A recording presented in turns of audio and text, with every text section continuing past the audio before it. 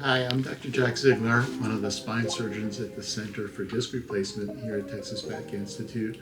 One of the most exciting things in spine surgery during my career has been disc replacement. In the old days, we did a fusion. We used bone from the patient or bone from the cadaver or pieces of plastic or metal and those protein sponges. But now we have the possibility for most people to replace that disc with an artificial disc that's just like a knee replacement or a hip replacement and has almost the same experience of several decades of giving good outcomes. The advantage is that it maintains motion, so it doesn't make you stiffer. It doesn't make the other discs have to work harder.